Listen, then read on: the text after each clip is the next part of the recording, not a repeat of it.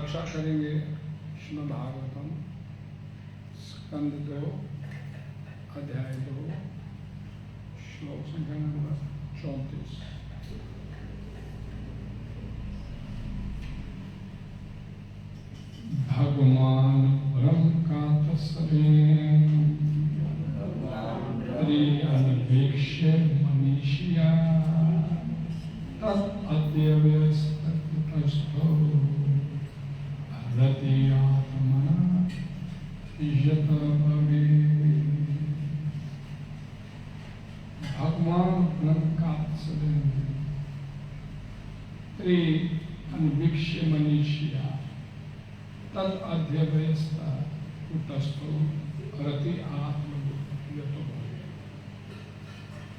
महापुरुष ब्रह्मा ने अत्यंत मनोयोग से वेदों का 3 बार अध्ययन किया और उनकी भली भांति समीक्षा कर लेने के बाद वे इस निष्कर्ष पर पहुंचे कि भगवान श्री कृष्ण के प्रति आकर्षण रति ही धर्म की सर्वोच्च सिद्धि। हरे कृष्णा। हरे कृष्णा। महापुरुष ब्रह्मा ने अत्यंत मनोयोग से वेदों का 3 बार अध्ययन किया और उनकी बली भांति समीक्षा कर लेने के बाद वे इस निष्कर्ष पर पहुंचे कि भगवान श्री कृष्ण के प्रति आकर्षण रति ही धर्म की सर्वोच्च सिद्धि है। तात्पर्य यजमानी जगत गुरु श्री प्रपात जी वाला सरल स्पष्ट है, ध्यान से सुनिएगा, पढ़िएगा। श्री शुकदेव गोस्वामी वेदों के परम प्रमाण ब्रह्मा का उल्लेख कर रहे हैं। वे भगवान के गुणावतार हैं। भौतिक शिष्य के प्रारंभ में ब्रह्मा जी को वेदों की शिक्षा दी, जबकि ब्रह्मा जी ने साक्षात भगवान से वैद विष्णु का शरण किया। लेकिन वेदों के भावी जिज्ञासुओं को तुष्ट करने के लिए ही ब्रह्मा जी ने एक जिज्ञासु की तरह वेदों का 3 बार अध्ययन किया, जैसा कि सारे जिज्ञासु करते हैं। उन्होंने बड़े मनोयोग से अध्ययन किया और वेदों के प्रयोजन पर भी मन को केंद्रित रखा और सारी विधि की सम्यक परीक्षण करने के बाद वे इस निष्कर्ष पर पहुंचे कि भगवान श्री कृष्ण का शुद्ध अनन्य भक्त बनना ही समस्त धार्मिक सिद्धांतों की सर्वोच्च सिद्धि है।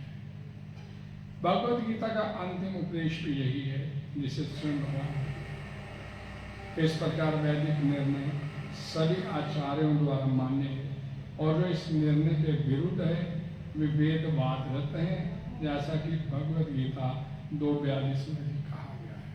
हरे कृष्ण। हरे कृष्ण।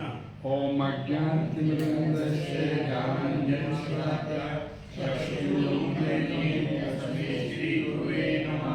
श्रीचैतन्यमनोभीष्टव्याप्तिभूतले स्वयं रूपं वदामि तथापि सर्वदात्मिकं वन्दे श्रीगुरु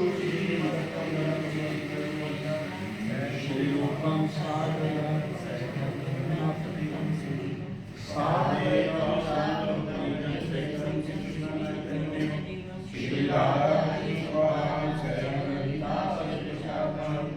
नमो विष्णुपदाय कृष्णपिताय भूतले श्रीमते भक्तिवेदांत स्वामी जी नामिने नमस्ते सरस्वती देवे गौरवाणी प्रचारिणी निर्विशेष शून्यवादी पाश्चात्य। हे कृष्णा करुणा सिंधु दीनबंधु जगत्पते गोपेश गोपिका कांत राधा कांत नमस्तुते तत्काचन गौरांगी श्री राधे वृंदावनेश्वरी विश्वानुसुते देवी प्रणमामि हरिप्रिये वाञ्छा कल्पतरुभ्यो कृपया सिन्धुभ्यो पतितानां पावनेभ्यो वैष्णवेभ्यो नमो नमः। जय श्री कृष्ण चैतन्य प्रभु नित्यानंद श्री अद्वैत गदाधर श्रीवासादि गौर भक्तवृंद। हरे कृष्णा कृष्णा कृष्णा हरे हरे हरे राम राम राम हरे हरे। ग्रंथराज महाभारतम की जय। जगद्गुरु श्री भगवान की जय। महापुरुष ब्रह्मा जी ने अत्यंत मनोयोग से वेदोका 3 बार अध्ययन किया और उनकी भली भांति समीक्षा कर लेने के बाद वे इस निष्कर्ष पर पहुंचे कि भगवान श्री कृष्ण के प्रति आकर्षण रति ही धर्म की सर्वोच्च सिद्धि है। आपकी इससे पहले शुकदेव गोस्वामी क्या बता रहे थे कि जो लोग इस संसार में भटक रहे हैं उनके लिए भगवान श्री कृष्ण की प्रत्यक्ष भक्ति से बढ़कर मोक्ष का कोई अधिक कल्याणकर साधन नहीं है। और आज कहते हैं कि भगवान श्री कृष्ण के प्रति आपके मन में रति उत्पन्न होना, ये जीवन की सर्वोच्च सिद्धि है।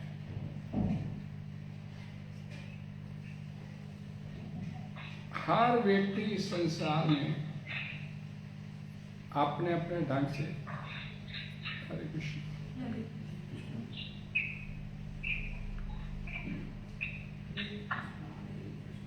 अपने अपने ढंग से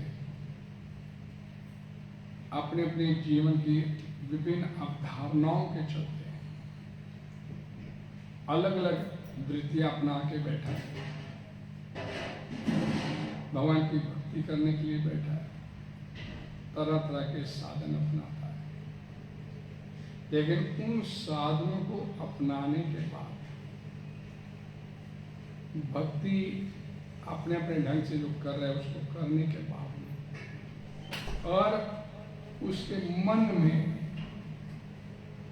भगवान के प्रति प्रेम उत्पन्न नहीं हुआ, खामखा की मेहनत कर उससे कुछ मिलने वाला नहीं। और अभी यहाँ पर सुखदेव गोस्वामी बोलते हैं ब्रह्मा जी के कि ब्रह्मा जी ने 3 बार वेदों का अध्ययन किया और 3 बार वेदों का वेद भगवान को वेद, ब्रह्मा जी को वेदों का ज्ञान किसने दिया? भगवान ने सुना। और 3 बार उनका अध्ययन करने के बाद वो इस निष्कर्ष पर पहुंचते हैं कि वेदों के अध्ययन के बाद अगर किसी के मन में भगवान के प्रति प्रेम उत्पन्न नहीं हुआ तो खामखा की मेहनत करता चला।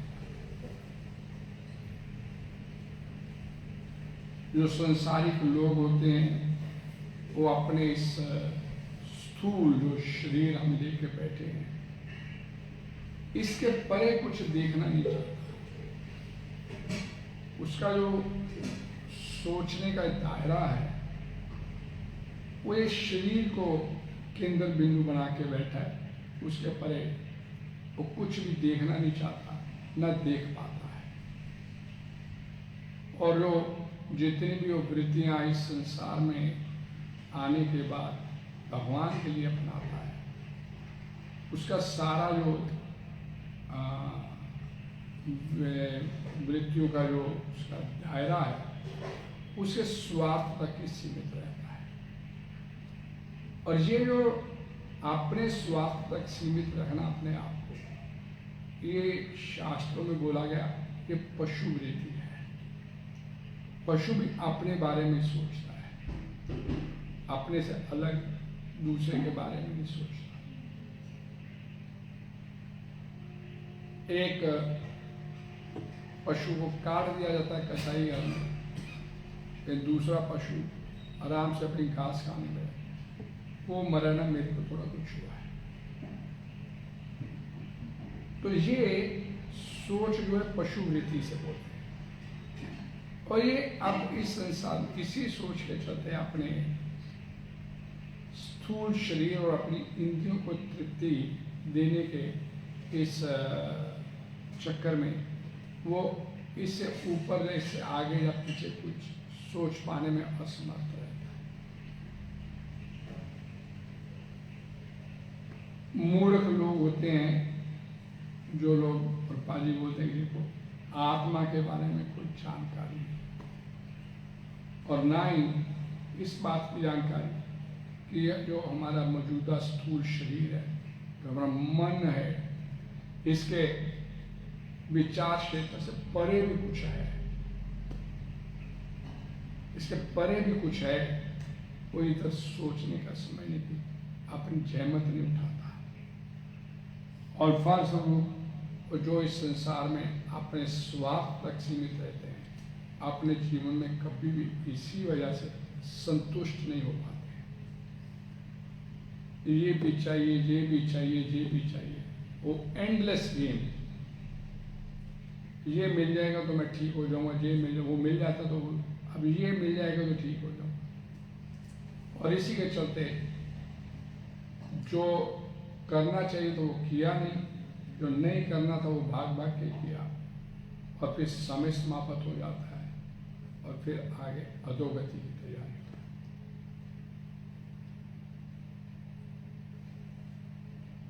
केवल शरीर या मन को संतुष्ट करके इस संसार में आप सुखी नहीं हो सकते किसी कीमत पर।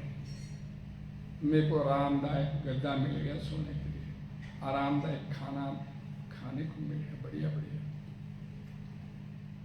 कोई चिंता नहीं अपने मन में सोची 2-4-6 करोड़ आ गया अपने पास, आपको भय नहीं किसी चीज।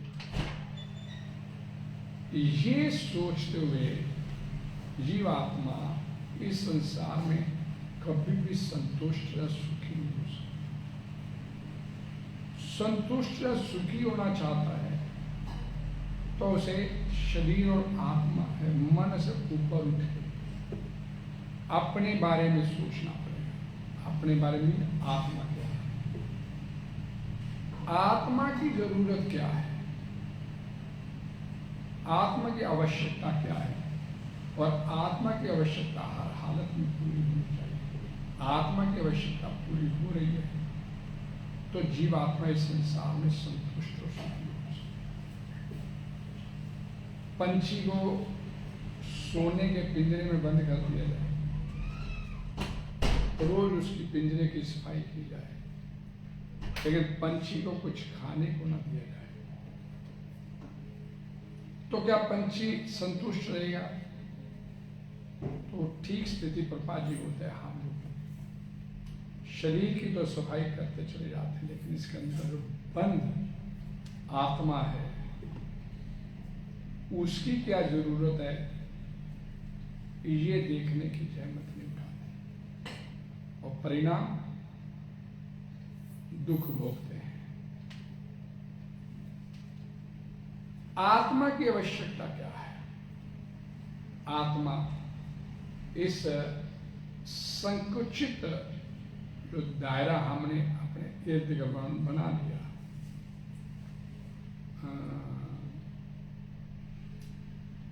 हम लोग बैठे हैं, मैं हमेशा एक बड़ी प्रैक्टिकल एग्जांपल देता हूँ कि इस पूरी पृथ्वी की बात करते हैं तो 7-8 अरब इसकी पॉपुलेशन है।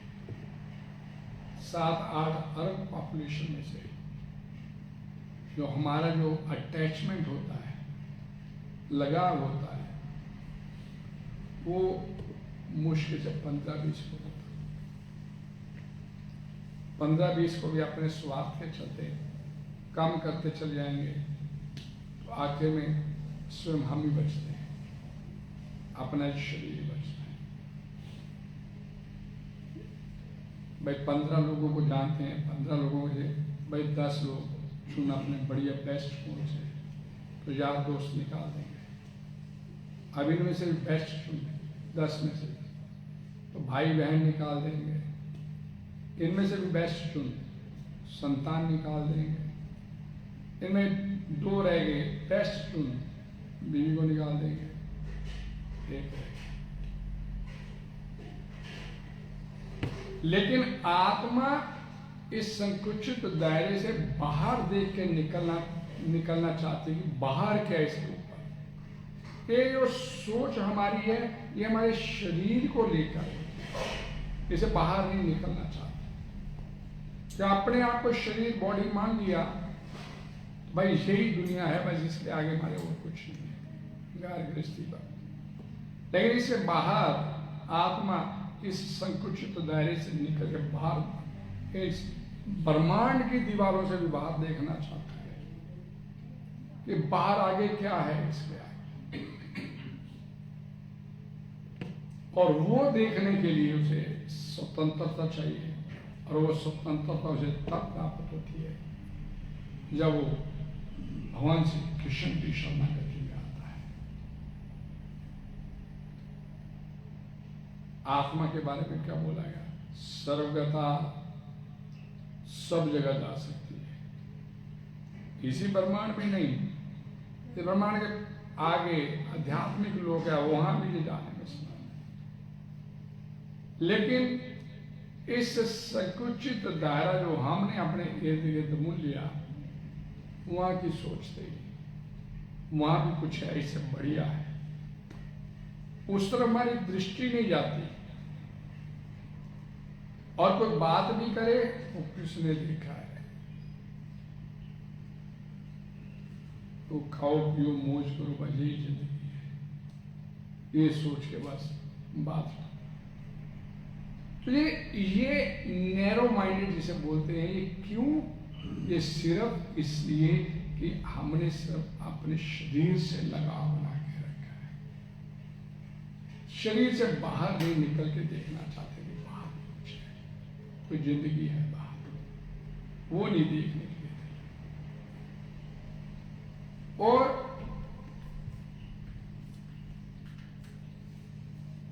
कल भी कथा में था, इस संसार में आने के बाद तो मेन दायरा तो शरीर को लेकर होता है, लेकिन इसके बावजूद हर व्यक्ति समाज में रहता है, अपने आप को कुछ दिखाना चाहता है, कोई धार्मिक बनना चाहता है, बनना नहीं चाहता, धार्मिक बन के दिखाना चाहता है। ये भी मिल जाए, जो भी मिल जाए, ये भी मिल जाए, वो प्राप्त करने को लगता है, लेकिन वास्तव में इसके लिए कोई अनथक प्रयास नहीं करता। और जब तक वो उम्र के उस पड़ाव पर आता है, मुझे थोड़ी सी सोच होती है, समय निकल जाता है। हर व्यक्ति संसार में भजन करने का भी दिखावा करता है। प्रभा जी बोलते हैं, मैं नहीं बोलता, प्रभा जी बोलते हैं 7वें अध्याय के 14वें श्लोक में 15वें में कि 99.9% लोग दिखावे की भक्ति करते हैं, 0.1%। ये पप्पा जी ने कैसे बोल दिया? तो ये पप्पा जी ने इसलिए बोला कि भगवान श्री कृष्ण भी यही बात बोलते हैं, मनुष्य नाम शास्त्रेषु काश्चित् यत् सिद्ध यत् तामपि सिद्धा नाम कश्चिन् मामेति तत्त्वतः। कोई हजारों लाखों में कोई बिरला आता है मेरे तरफ, और उन बिरले में से भी कोई एक बिरला मेरे तक पहुंच पाता है। भक्ति तो हर व्यक्ति दिखेगा, दूसरा माला लेके हरे कृष्ण राम राम राम राम राम, लेकिन भगवान बोलते मेरे तक पहुंच पाना कोई एक बिरला ही होता है। कहाँ फंसे हैं? अपने इसी शरीर के इर्द गिर्द जो उन्होंने घेरा भूल लिया, उससे ऊपर सोचते हैं ये शरीर मिला हुआ है, ये कैसे आरामजनक स्थिति में रहे, बस इससे आगे नहीं। बढ़िया बढ़िया बढ़िया बढ़िया सब कुछ दिखना चाहिए, बढ़िया बढ़िया मिलना चाहिए। हम जब कभी किसी धाम स्थान पे भी जाते हैं तो प्रयास रहता है कमरा बढ़िया हो, गीजर हो, एसी हो। नॉन एसी मिलेगा भाई चलेगा नहीं, और होटल देख लेते कोई बढ़िया 10 पैसे फालतू दे देंगे किराया। तो ये सोच क्यों होती हमारे अंदर? एक बॉडी के लेकर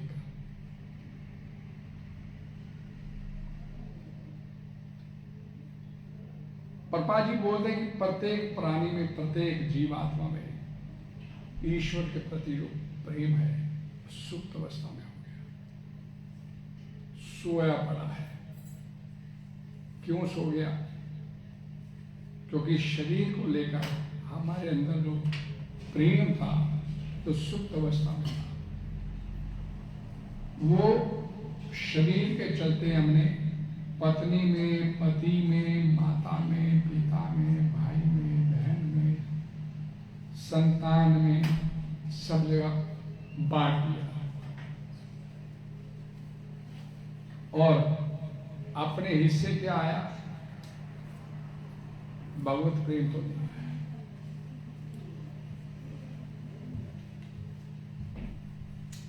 सुखी होना चाहता है इस संसार में, तो सुखी होने के लिए उपाय भागवतम में प्रभा जी बोलते हैं, एकमात्र कीर्तन,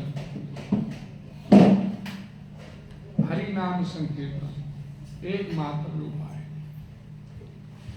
भगवान की दिव्य लीलाओं का गुणगान, श्रवणम और कीर्तन, ये एकमात्र विधि जिसके चलते वो अपने इस जो प्रेम को उसने अलग अलग रिश्तों में बांट के रख दिया, उस प्रेम को वापस वहां से उठा के उसके साथ दोबारा जोड़, एकमात्र सा। मंदिर में भी जाते हैं हम, माथा टेका सभी जगह, गुरु को भी प्रणाम किया, सब कुछ, लेकिन हमारा ज्यादा समय भक्तों के साथ बतियाने में निकल जाता है। फिर 4 दिन बाद आए हो, कैसे थे, कहाँ थे, 2 दिन बाद मिले हो, आप देखते नहीं, आजकल मंदिर में नहीं आते, आजकल इसी में समय निकलता चला। और जो प्रभा जी का जो एम था कि ये प्रभा जी बोलते कि ये मेरे जो मंदिर है हमने बनाए जस्ट लाइक अ हॉस्पिटल,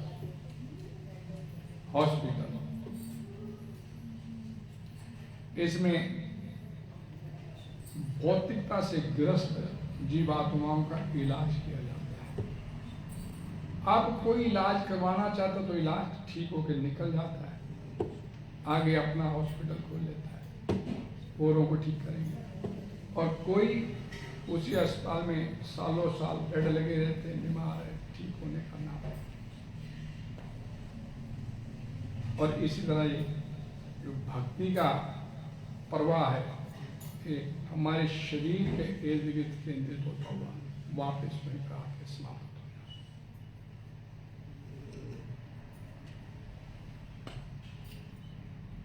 शास्त्र बोलते हैं कि अगर आपके मन में पूरे वेद पुराण सब पढ़ लिए, और इन सब को पढ़ने के बाद अगर आपके मन में भगवान के प्रति आकर्षण, प्रेम, रति, अनुराग, राग ये पैदा नहीं हुआ तो श्रम ये भी केवल खामखा की मेहनत कर रहे, कुछ प्राप्त होने वाला नहीं। ये इसी का अनुवाद है जो आप श्लोक अभी पढ़ा कि ब्रह्मा इस निष्कर्ष पर पहुंचे कि भगवान श्री कृष्ण के प्रति आकर्षण, रति ही धर्म की सर्वोच्च सिद्धि है। और प्रभा जी ने आखिरी लाइन में बोल दिया इस तात्पर्य कि जो इस निर्णय के विरुद्ध है वे वेदवादरत हैं।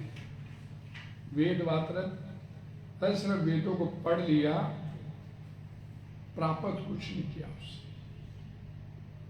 वेद पाठी ब्राह्मण बन के रह गए बस।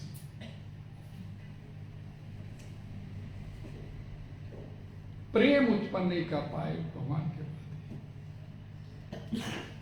श्रीमद् भगवद गीता में 15वां अध्याय पुरुषोत्तम योग, भगवान श्री कृष्ण 15वें अध्याय के 15वें श्लोक में बोलते कि वेदों का उद्देश्य मेरे को प्राप्त करना है। तो हमने वेदों को कंठस्थ तो कर लिया, लेकिन भक्त नहीं बन पाए। भागवतम पुराण में कथा आती है ब्राह्मण पत्नियों की, वो सिर्फ सुने, जो वृंदावन से मालिनी वगैरह आती थी, वो आके मथुरा के ब्राह्मणों की पत्नियों को भगवान कृष्ण और बलराम के बारे में बताया करते थे। 2 बालक हैं, बड़े सुंदर हैं, प्यास नहीं बुझती उनको देखने से, नेत्र नहीं हटते उनको देखने से, वाणी को सुनने कान नहीं अगाते, उनकी रोज कृष्ण और बलराम के बारे में सुनते रहने से उनके मन में भगवान श्री कृष्ण के प्रति रति प्रेम उत्पन्न हुआ, मन में प्रेम उत्पन्न हुआ। और जब भगवान श्री कृष्ण वृंदावन में ब्राह्मण, उनके पति ब्राह्मण हवन यज्ञ कर रहे थे, तो भगवान श्री कृष्ण ने अपने गोप बालकों को भेजा, भूख लगने पे ब्राह्मणों से कुछ मांग के लाओ, भूख लगी। तो ब्राह्मणों ने डांट फटकार के भगा दिया। और जब भगवान श्री कृष्ण ने अपने गोप बालकों को, ब्राह्मण पत्नियों के पास जाओ, मांग के लाओ, कुछ भूख लगी है, और मांगने गए तो ब्राह्मण पत्नियों ने जब ये सुना कि कृष्ण बलराम आए हुए हैं, तो तुरंत जो उन्होंने तरह तरह के व्यंजन भगवान को भोग लगाने के लिए तैयार किए थे। अभी हवन यज्ञ होना था, पूर्ण आहुति दी जानी थी, अभी हवन यज्ञ की भोग लगना था भगवान को। उसे पहले सारे व्यंजन अलग अलग पत्नियों ने, ब्राह्मणों की पत्नियों ने तैयार किए, थाल सजाए और होड़ करती भागी कि सबसे पहले मैं कृष्ण बलराम के पास पहुंचू। इस होड़ में एक ब्राह्मण पत्नी को उसके पति ने रोक लिया, तू जा नहीं सकती, मैं घर बैठा हूं, तू मेरे को छोड़ के चली गई। देखिए, मैंने कृष्ण बलराम जी के बारे में इतना सुना, आज अवसर आया मेरे हाथ में उसके दर्शन करने का, आप मुझे रोकिए मत। तरह तरह की अनुनय विनय करने के बावजूद भी उस ब्राह्मण ने अपनी पत्नी को अपने कमरे से बाहर निकलने नहीं दिया। और पत्नी चाहती थी कि मैं सबसे पहले पहुंचूं, जितनी भी ब्राह्मण पत्नी उससे पहले पहुंचूं उनके दर्शन करने। और जब ब्राह्मण पति ने उसको रोक लिया, तो उस ब्राह्मण पत्नी ने उसी स्थान पर अपने पति के सामने भगवान श्री कृष्ण की उन लीलाओं का स्मरण करते हुए उस भगवान श्री कृष्ण बलराम की छवि अपनी आंखों में बिठाई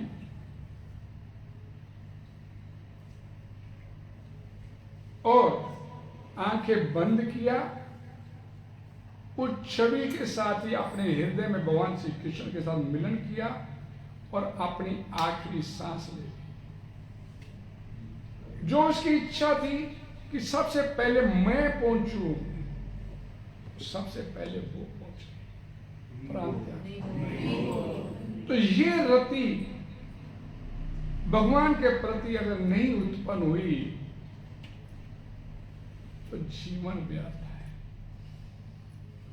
और भागवतम पुराण में ये भी बताया गया, न उत्पाद यदि रतिम श्रम एवं केवल धर्म सनुष्ठिता पुंसाम विश्वकसेन कथा सूय न उत्पाद यदि रतिम श्रम एवं केवल।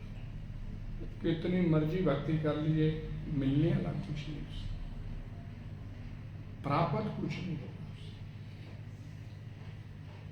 आपके मन में सिर्फ कृष्ण होना चाहिए,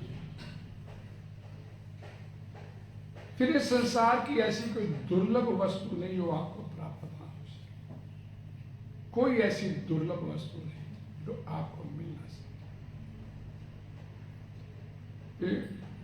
विमुच्यते तदा कामान मानवो मन से स्थितान, प्रहलाद महाराज बोलते 10वें स्कंद 7वें स्कंद।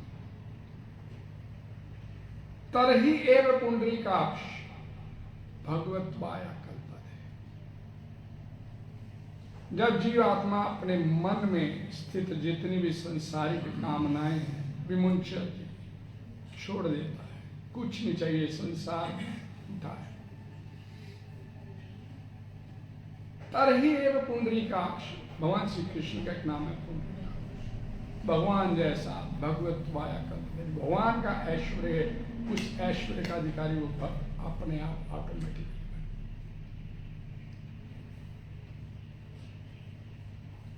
हम इस बात को समझ नहीं पा रहे छोटी छोटी बातों को लेकर अपने संसार पे इस समय को गंवाते चले जा रहे हैं कि एक बार इसके साथ रति हो गया, आपका प्रेम उत्पन्न हो गया आपके मन में, आपको कुछ भी प्राप्त करने की आवश्यकता है,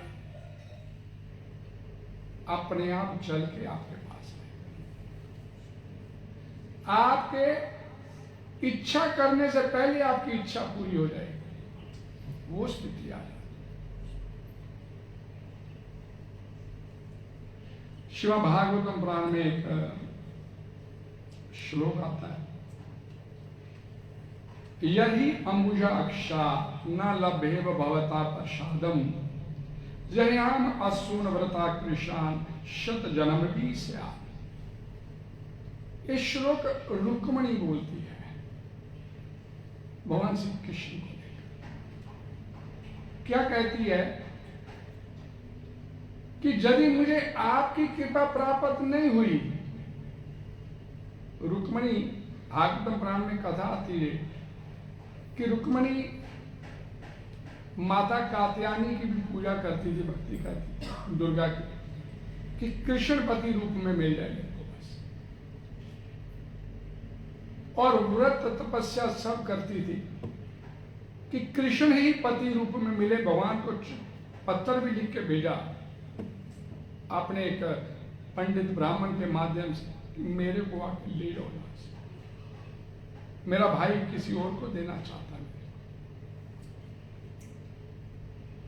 तो ये श्लोक बोलते हुए क्या इसका मीनिंग है कि यदि मुझे आपकी प्राप्ति नहीं होती तो मैं अपने उस प्राण को त्याग दूंगी जो मेरे द्वारा की जाने वाली कठिन तपस्या के कारण क्षीण हो चुका हो। भले ही मेरे को इसके लिए सैकड़ों जन्म क्यों नहीं लेने पड़े, लेकिन वरूंगी तो मैं सिर्फ आपको वरूंगी। इस जन्म में नहीं मिले तो अगले जन्म में तपस्या करूंगी, अगले जन्म में नहीं मिले तो अगले जन्म में तपस्या करूंगी, अगले जन्म में नहीं मिले तो अगले जन्म में तपस्या करूंगी, लेकिन प्राप्त करूंगी तो आपको ही करूंगी। और ये भगवत प्रेम जिसके मन में ये पैदा हो गया, उसको फिर आशा नहीं होती कि मिलेगा या नहीं मिलेगा, उसे पूर्ण विश्वास होता है कि मेरे को मिलेगा। ये प्रेम की परिभाषा है। स्वमेव स्फूर्तेदा, वो अपने आप को रोक नहीं पाता जब इस तरह का प्रेम उसको अपने सामने दिखता है। वो अपने आप को नहीं रोक पाता, उसके अंदर भी वही भाव, ये यथा मां प्रबदनते ताज पाता है। तेरे अंदर मेरे लिए तड़प है तो मेरे अंदर भी तेरे लिए उतनी ही तड़प है, लेकिन वो तड़प हमारे अंदर नहीं होती। ये तड़प इस संसारिक रिश्तों को लेकर तो खूब होती है, लेकिन भगवान के लिए मन में तड़प होती है। संतान मिलने देर होगी तो रो लेंगे, पति नहीं मिला थोड़ी देर चला गया, 2 महीने 1 महीने तो रो के निकाले, संतान नहीं दर्शन हुए उसके तो रो के निकाले, लेकिन भगवान से बिछड़े जन्म जन्मांतर हो गए, उसके लिए अपनी आंख से एक भी आंसू।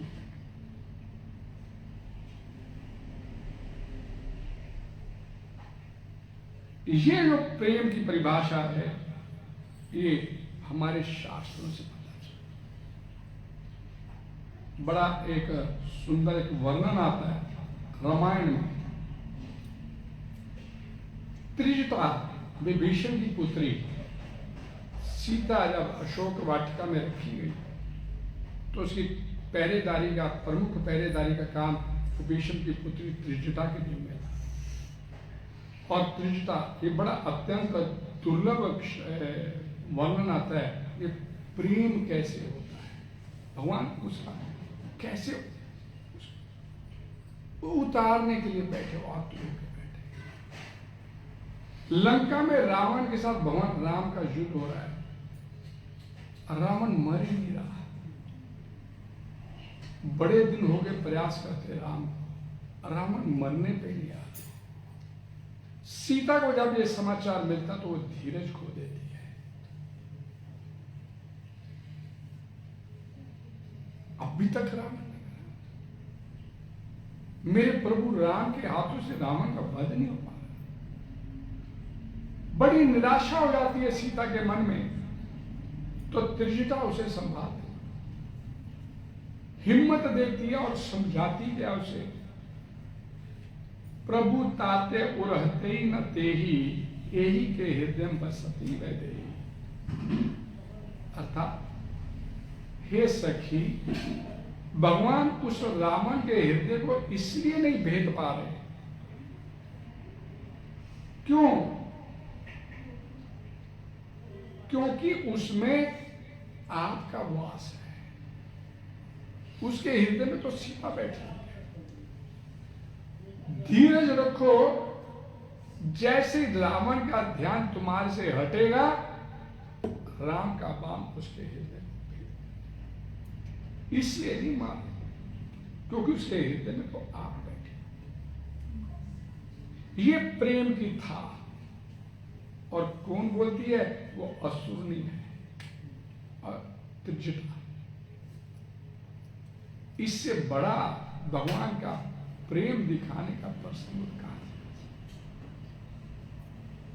हरे कृष्णा। हरे कृष्णा। भगवान श्री कृष्ण से प्रेम तो प्रतिमूर्ति है। आप जितना प्रेम भगवान को देते हो, उतने डबल आपको प्रेम वापस मिलेगा। भगवान का नाम ही प्रेम है। भगवान श्री कृष्ण का नाम ही प्रेम है। प्रेम ही कृष्ण है, कृष्ण ही प्रेम है। गोपियों की शिकायत पर माता यशोदा जब भगवान श्री कृष्ण को बांधने जाती है, दामोदर लीला अपनी सुनी सभी, दो उंगल छोटी पड़ जाती है। अगले घर से रस्सी मंगाई जाती है, वो बांधी की 2 उंगल और अगले घरों से रस्सी मंगाई जाती है, बांधी वो 2 उंगल छोटी। और माता भी बांधने पे लगी, आज इसको बांध के छोड़ना है, इसलिए सब घरों से रस्सियां आ गई धूम खुल के। लेकिन लौकिक बंधन में भगवान जिनका नाम ही लीलाधर है, वो कैसे बन सके? श्रीमद् भागवतम प्राणेश्वर। जब भगवान श्री कृष्ण ने जब देखा कि मेरी मैया थक गई है, उसके मुख मंडल पर पसीने की बूंदे छलकती चली आ रही, और उस भाव को माता यशोदा के चेहरे पर देखा जब भगवान श्री कृष्ण, तो प्रेम वश समय में बनते चले गए। सुखदेव गोस्वामी वहां पर बोलते हैं, दृष्टवा परिश्रम कृष्णा कृपया शीत स्वबंधने। अपने आप को बंधवा लिया भगवान श्री कृष्ण ने, नहीं तो उसको कोई बांध सकता है? जिसकी एक झलक प्राप्त करने के लिए बड़े बड़े ऋषि मुनि हजारों लाखों सालों की तपस्या जिनकी काम नहीं करती, लेकिन उस रस्सी को बांधा किसने? उस प्रेम की रस्सी ने। और कृपया आशित स्वबंधन है, अपने आप को बंधवाने के लिए। भगवान सिर्फ अपने साथ एक इस नाता रखते हैं भक्तों का, और वो नाता है प्रेम का। क्योंकि और कोई नाता भगवान के पास है ही नहीं निभाने के लिए। और कोई रिश्ता नहीं भगवान को निभाना आता, एक ही रिश्ता निभाना आता भगवान को, वो है प्रेम का रिश्ता। हम पढ़ते हैं कि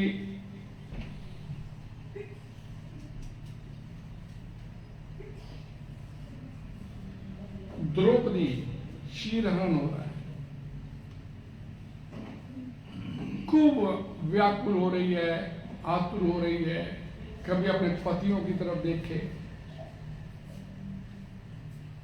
कभी अपने पितामहों की तरफ देखा, गुरुओं की तरफ देखा, भीष्म पितामह की तरफ देखा कि शायद इनमें से कोई मेरे को बचा ले। एक कोई नहीं बचाने के लिए आ गया है। और फिर जब उसने भगवान श्री कृष्ण को अपनी पुकार, और वो पुकार कैसी थी उसकी, और प्रेम से भरी फटकार थी, पुकार नहीं थी, फटकार थी। क्या थी? श्रीमद् भागवतम पुराण में ये श्लोक आता है, हे गोविंद द्वारका वासिना कृष्णा गोपी जन प्रिय। गोविंद द्वारका वासिना कृष्णा गोपी जन प्रिय, कौरव प्रिय भूता माम किम न जानसी केशव। हे गोविंद, हे द्वारकावासी, हे कृष्णा, हे गोपियों के वल्लभ, गोपियों के प्रिय, कौरवों की इस भरी सभा में मेरा चीरहरण होने जा रहा है। किम ना जानसी केशवा, हे केशव क्या तुम नहीं जानते? मात्र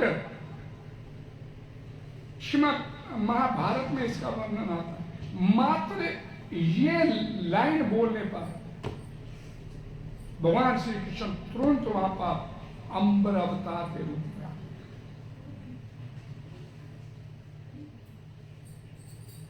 क्योंकि रिश्ता एक ही उसे आते वो प्रेम का, और जो प्रेम का नितांत अभाव है हमारी पत्नी, वो अंदर से पैदा नहीं हो पाता। और भगवान सिर्फ और सिर्फ एक ही रिश्ता निभाते हैं, वृंदावनम परित्यज्यम न एकम पादम गच्छन्ति। तो गोपियां पीछे भागती है, भगवान श्री कृष्ण को नहीं रुक रहे। पूछा गया क्यों नहीं रुक रहे? वो तो मैं देखने से लग रहा था कि मैं वृंदावन छोड़ गया, लेकिन क्या बोला, वृंदावनम परित्यज्यम ना एकम पादम गच्छन्ति। मैं वृंदावन को छोड़ के एक कदम भी कभी बाहर नहीं मैं जाता, वृंदावन ही मेरा स्थान है। और फिर साथ ही बोलते हैं, न अहम वसामि वैकुंठे न योगी नाम हृदय च यत्र गायन्ति मद्भक्तो तत्र रक्षामि। गोपियां क्या करती हैं भगवान के लिए? सब उनका निरंतर कीर्तन गायन, उसका गुणगान करते। और भगवान बोलते हैं वो व्यक्ति गोपी है जो गोपियों की तरह मेरा निरंतर गायन कीर्तन में अहर्निश लगाए रहता है। और जहां पर एक अहर्निश कीर्तन चलता है उस स्थान को छोड़कर मैं कभी बाहर नहीं जाता। तो वो स्थान जहां पर भगवान के नाम का कीर्तन चलता हो, तो इसका मतलब अपने आप में वृंदावन है। हरे कृष्णा कृष्णा कृष्णा कृष्णा हरे हरे, हरे राम राम राम हरे हरे। वृंदावन में एक लोक कथा आती है, भगवान श्री कृष्ण के प्रेम की वो उत्कर्ष हम लोग सोच नहीं सकते।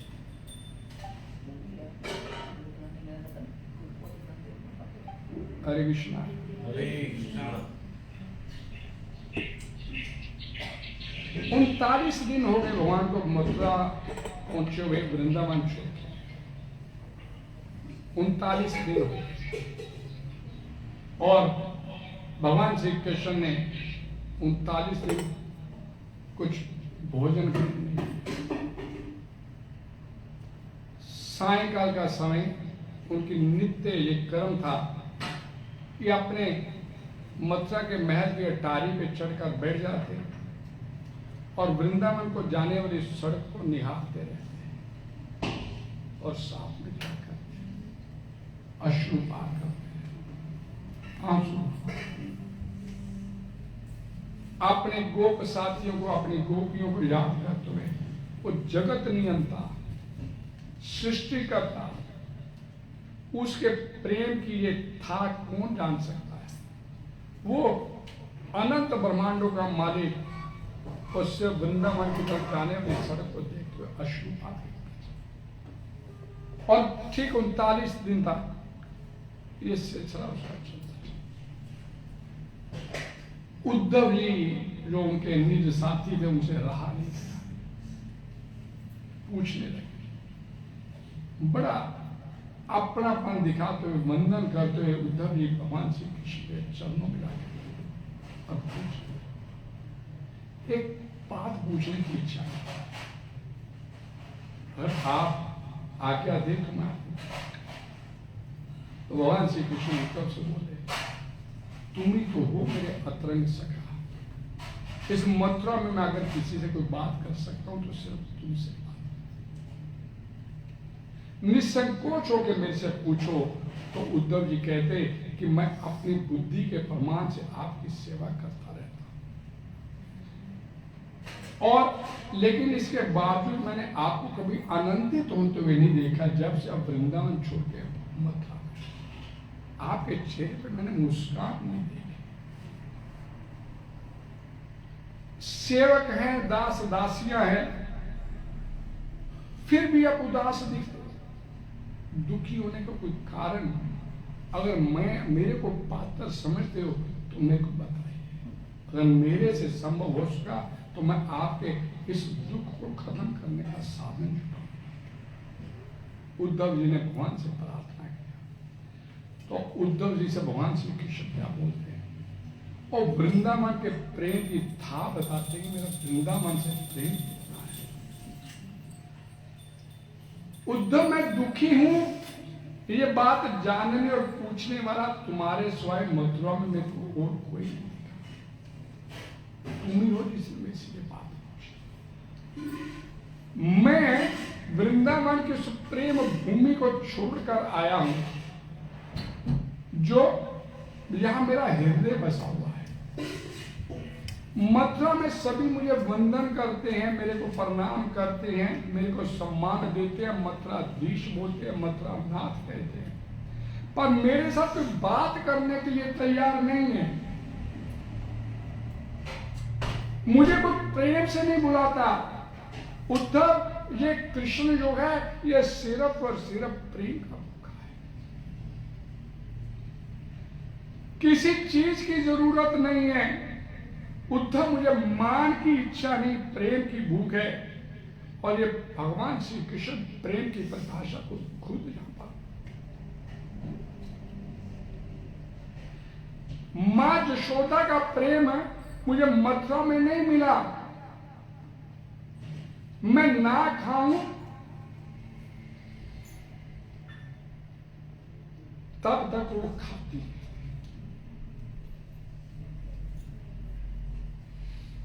छप्पन भोग मेरे को दिए जाते हैं, लेकिन एक बंद कमरे में बिठा के बोला जाता है आरोगी।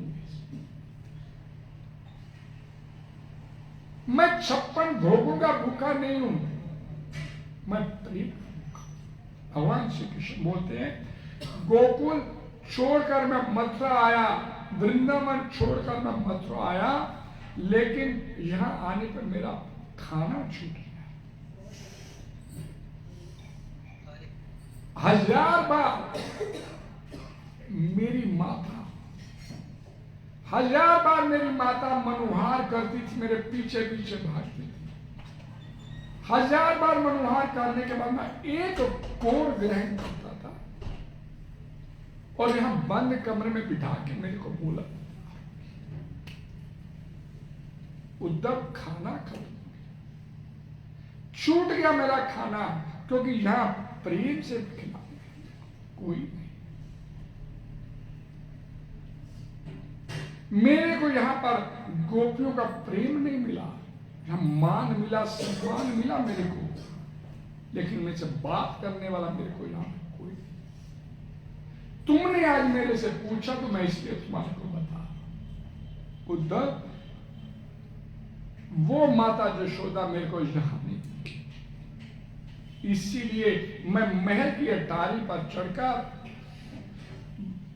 वृंदावन की जाने वाली सड़क को निहारता रहता हूं, और साथ में मेरी 8 से 8 सबका अश्रुपात और ये उद्गार किसके? उस सृष्टिकर्ता के।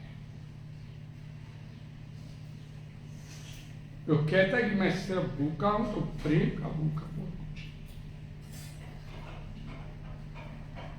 विषक सेन कथासु न उत्पाद यदि रतिम श्रम एवं। अगर उसके प्रति आपकी साधना करते हुए आपके मन में उसके प्रति प्रेम उत्पन्न नहीं हुआ तो खानका की मेरी कुछ प्राप्त हो।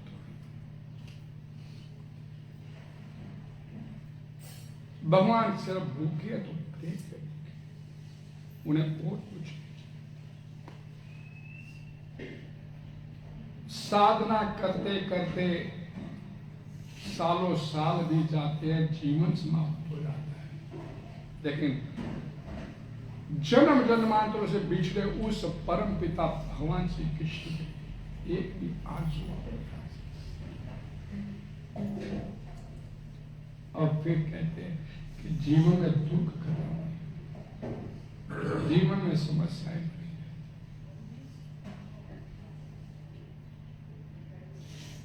हरे कृष्णा कृष्णा कृष्णा कृष्णा हरे हरे, हरे राम राम राम हरे हरे। आप सभी का बहुत बहुत धन्यवाद। कोई किसी प्रकार का डिस्कशन हो तो उसका स्वागत।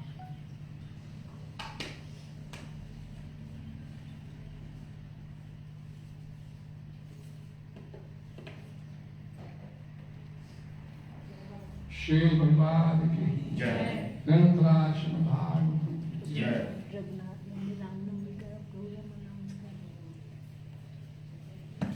हरे कृष्ण। हरे कृष्ण।